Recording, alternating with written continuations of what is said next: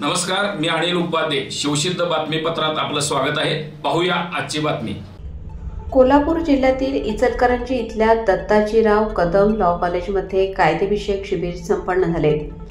इचलकरंजी जिल्हा न्यायाधीश तथा हातकणंगले तालुका विधी सेवा समिती अध्यक्ष JL गांधी यांच्या मार्गदर्शनाखाली हातकणंगले तालुका विधी सेवा समिती इचलकरंजी आणि Ichalkaranji bar association Ichalkaranji, Dattajirao Kadam law college Ichalkaranji यांच्या संयुक्त विद्यमानाने अंमली पदार्थ आणि मद्य व्यसनमुक्तीचे पुनर्वसनाबाबत जागरूकता शिबिर व पर्यायी विवाद निराकरण पद्धती व त्यांचे लाभ याविषयी दत्ताजीराव कदम लॉ कॉलेजमध्ये कायदेविषयक शिबिर आयोजित करण्यात आले होते. या कार्यक्रमास चौथे दिवाणी न्यायाधीश कनिष्ठ स्तर व प्रथम वर्ग न्यायदंडाधिकारी इचलकरंजी अक्षय कुलकर्णी यांनी उपस्थितांना अंमली पदार्थ आणि मद्यव्यसन केल्यामुळे मानवाची प्रकृती खालावते, तसेच मानसिक आरोग्यावर परिणाम होतो. अशा वेळी तो हिंसक बनतो आणि पैशासाठी गुन्हेगारी प्रवृत्तीकडे वळतो. त्यामुळे तो कौटुंबिक जीवन, समाज जीवनापासून दूर जातो.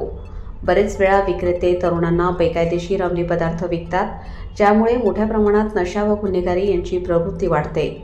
अंमली पदार्थांचे व्यसन करून गाडी चालवल्यामुळे अपघात देखील घडतात. अंमली पदार्थ बाळगणे हा कायद्याने गुन्हा आहे.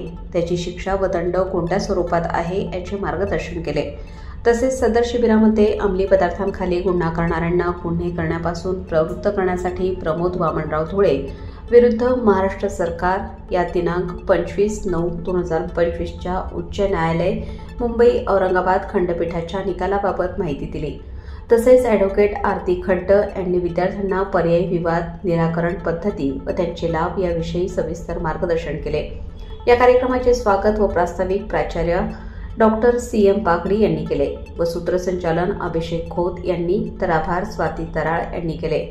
दत्ताजीराव कदम आर्ट्स, कॉमर्स व सायन्स कॉलेजचे प्राचार्य doctor SK Khade, Ichalkaranji bar association इचलकरंजीचे सदस्य ॲडव्होकेट शैलेंद्र राजपूत, ॲडव्होकेट श्री पृथ्वीराज जयसिंग चपाटे व विधी सेवा समितीचे प्रतिनिधी ज्ञानेश्वर मिरजकर, अभिजित माने व कॉलेजचे सर्व कर्मचारी उपस्थित होते. IPC सब्जेक्ट नाही मेन्सरी आपण बघतो की चोरी तर दोघांनी केली, पण चोरी करण्यामागचा उद्देश काय आहे? तर 379 चे तुम्ही इन्ग्रेडियंट्स बघितले, त्याच्यामध्ये मुवेबल प्रॉपर्टीवर डिसऑनेस्ट इंटेन्शन असा पण शब्द आहे.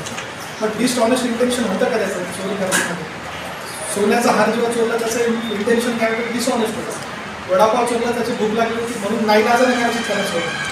तर मग हे जे आपण बघतो ॲज अ जज, याला म्हणतात डिस्क्रेशनरी पॉवर ऑफ जज.